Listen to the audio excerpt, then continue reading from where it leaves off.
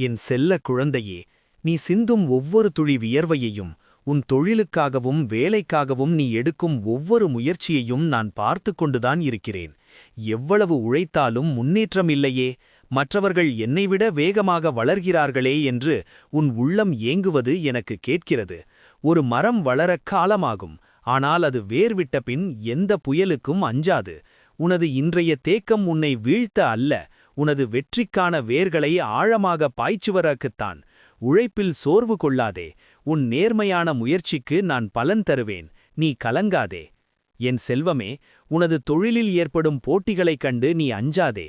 போட்டியாளர்கள் உன்னைவிட பெரியவர்களாக இருக்கலாம், வசதி படைத்தவர்களாக இருக்கலாம்.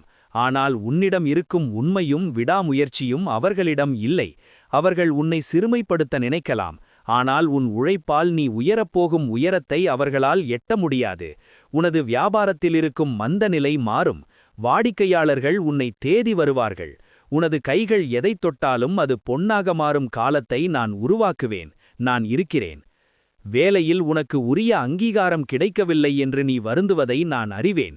உனது திறமைக்கு தகுந்த ஊதியமோ பதவி உயர்வோ தள்ளிப்போகலாம், ஆனால் நீ செய்யும் ஒவ்வொரு வேலையிலும் ஒரு தெய்வீக தன்மை இருக்கிறது. உனது மேலதிகாரிகளின் பார்வையில் நீ படாமல் இருக்கலாம், ஆனால் என் பார்வையில் நீ எப்போதும் இருக்கிறாய். உனக்கு தகுதியான உயர்வையும் மரியாதையையும் சரியான நேரத்தில் நான் பெற்றுத் தருவேன். உனது வருமானம் பெருகும், உனது குடும்பத்தின் தேவைகள் அனைத்தும் தட்டுப்பாடின்றி பூர்த்தியாகும். நான் அதை உனக்கு கொடுப்பேன். என் முயற்சி கைவிடாத என் செல்வமே, தோல்விகள்